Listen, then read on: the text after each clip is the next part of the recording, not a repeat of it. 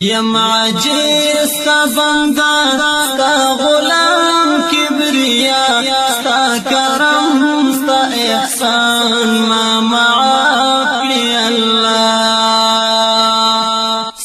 السلام علیکم ورحمت الله وبرکاته. سید آغا د زابل له ولایت څخه سلامونه رالیږلي او د سلام نه یې وروسته لیکلي چې زه 3 پوښتنې لرم. دریمه پوښتنه مې دا ده چې دلته زابل کې بعضې خلک شرعي تقلید او مقلدین نه مني، په دې اړه معلومات راکړه. نیمې پوښتنې په ځواب کې دې باید ووایم چې د دې خبرې څخه د هیڅ مسلمان انکار نشته چې د دین اصلي دعوت دا دی چې عبادت فقط د الله رب العزت په کار دی. تر دې ځایه پورې چې د نبی کریم صلی الله علیه وسلم طاعت هم ځکه واجب دی چې نبی کریم صلی الله علیه وسلم په خپل قول او فعل سره د الهي احکامو ترجماني کړې ده چې کوم شی حلال دی او کوم شی حرام دی. نو څوک چې په دغه ټولو معاملاتو کې خالص د الله او د هغه د رسول صلی الله علیه وسلم پر ځای د یو بل چا د اطاعت د کولو قائل وي او هغه مستقل بذات مطاع بولي، نو هغه یقینا د اسلام د دایرې څخه خارج دی او د اسلام د دایرې څخه وتلی دی. لیکن په قرآن او سنت کې بعضې احکام داسې دي چې په هغو باندې هر معمولی انسان پوهیږي، ځکه چې په هغو کې نه کوم خاص ابهام یا اجمال او یا تعارض وي، بلکې هر شخص چې هغه ووایي د یوې پریشانۍ نه بغیر په حقې باندې پوهیږي،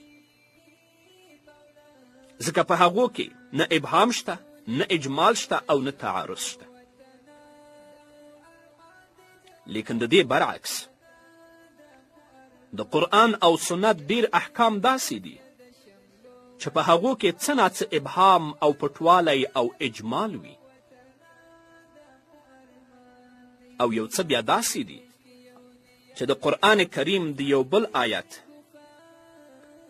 یا د یو حدیث بل حدیث سره په ښکاره متعارض او ټکر معلومیږي، او یا بیا یو څه داسې دي چې په کومو کې تر یوې څخه د زیاتې معنا احتمال وي، نو د دغه احکاماتو څخه د مسایلو په رایستلو کې ډیر مشکلات راپېښیږي. نو اوس یو صورت دا دی چې موږ پر خپل فهم او بصیرت باندې اعتماد وکړو، په داسې قسم معاملاتو کې خپله فیصله وکړو او پر هغه باندې عمل وکړو. او دوهم صورت دا دی چې فکر وکړو چې د قرآن او سنت د دغو ارشاداتو څخه زموږ بزرګانو او زموږ اسلافو څه رایستلي، څه استنباط یې کړی او څه یې فهمولی دي.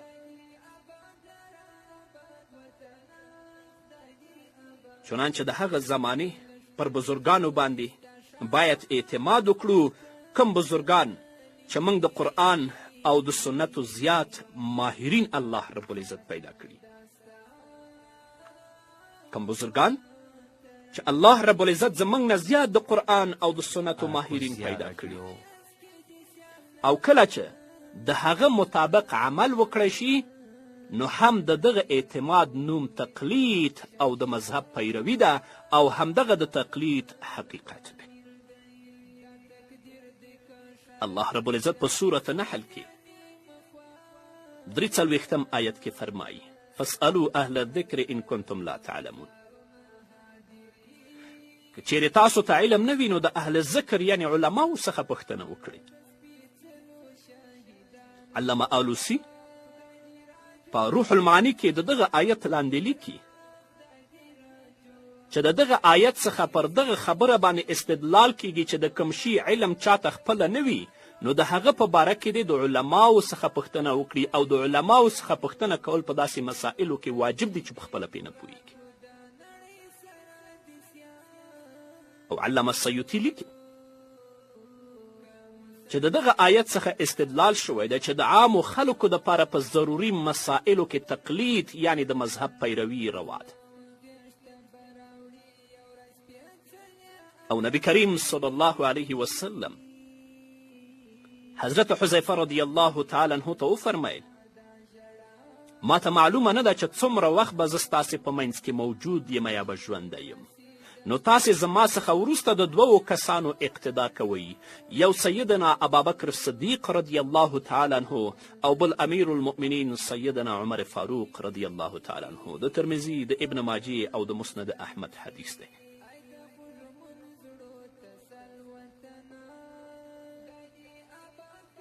نو شخصي تقلید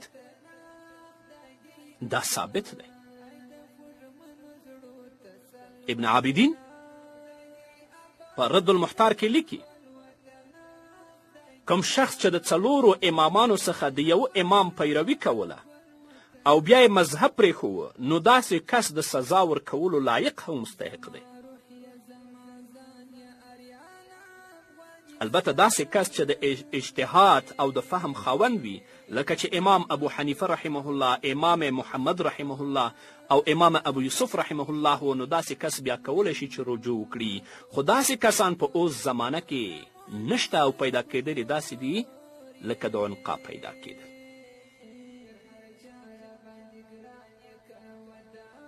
او مفتی فرید صاحب په فتاوای فریدیه کې لیکلی دي چې شخصي تقلید یعنی د یو خاص امام او خاص مذهب پیروي د خیر القرون یعنی د صحابه کرامو رضی الله تعالی عنهم په زمانه کې بېل انکار موجوده.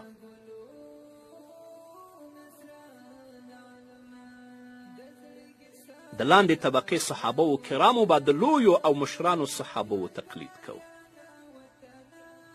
او د څلورو امامانو تقلید خپله د دغه امامانو په ژوند کې خلکو کوو او پر همدغه تقلید شخصي باندې سلفن او خلفن تعامل را روان دی. او د نبی کریم صلی الله علیه وسلم مبارک ارشاد هم همدغه دی چې تاسې د یو غټ حقانی جماعت پیروي کوئ او دغه غټ جماعت چې سواد اعظم بلل کیږي دا ټوله یعنی خواص د امت چې محدثین دي، مفسرین دي، فقها او شارحین او مصلحین دي، دا ټوله مقلدین او د مذهب منونکي و او شخصي مقلدین.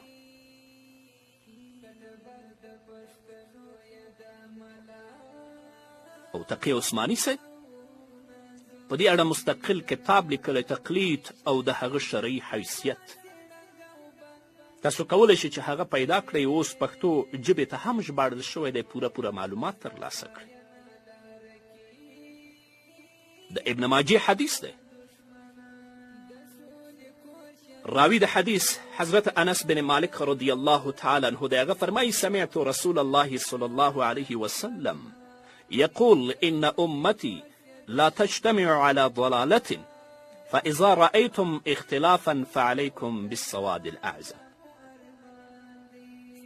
همدارنګ ابن عابدین لیکي ولو أن رجولا برئ من مذهبه باجتهاد وزح له كان محمودا مأجورا، أما انتقال غيره من غير دليل بل لما يرغب من عرض الدنيا وشهوتها فهو المذموم الآثم المستوجب للتأديب والتعزير لارتكابه المنكر في الدين واستخفافه بدينه ومذهبه.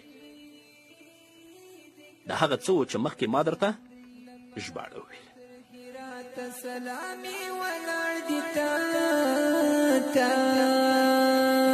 لکه څوک چې ځواب د ناوې د کعبه